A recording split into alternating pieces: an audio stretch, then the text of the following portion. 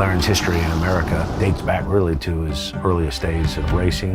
We were dominant in Can-Am, winning championships multiple times, both with Bruce, Denny Hulme, Dan Gurney, legendary drivers. And then, of course, good old Johnny Rutherford, the Lone Star. Bruce McLaren was one of those guys that you take notice of.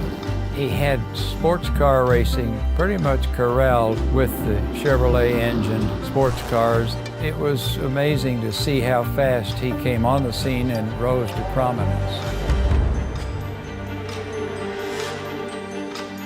The McLaren Elva is the purest driving car that they've made to date.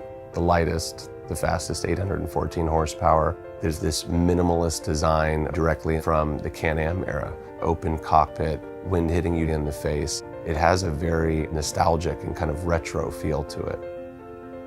The feeling I get when I sit in my McLaren, it lets me be the little boy that always wanted to be a Formula One driver. The sound, the engagement, you feel everything through the seat, through your hands. It's a very connected vehicle. I think one of the cool things with McLaren is it's really a race team that started building road cars. The simplicity of them and how well built they are, it's outstanding. The story is what matters about an automobile. People do talk about, they do remember stories.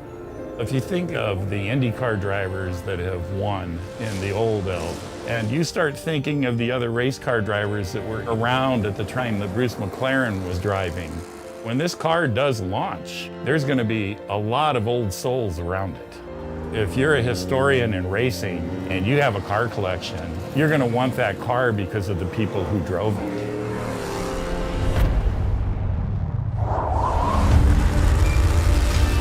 The Elva is quite a collector's car and very limited edition. Anything that we do that's low volume, it historically is appreciated quite a bit in decades to come. I think it'll be something that people remember as a very special, very fast, great looking car.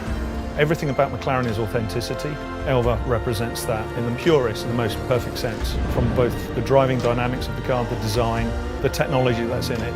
I have no doubt that the 149 Elvas in 10 to 15 years will be iconic cars. This is nothing different than driving 100 miles an hour on a motorcycle. The exhilaration is going to be tremendous. And the attitude of the drivers driving this are one-of-a-kind attitudes. They're all going to be people that love excitement, love adrenaline, love a story, and are the kind of people you want to be around. That's what's going to drive an Elva.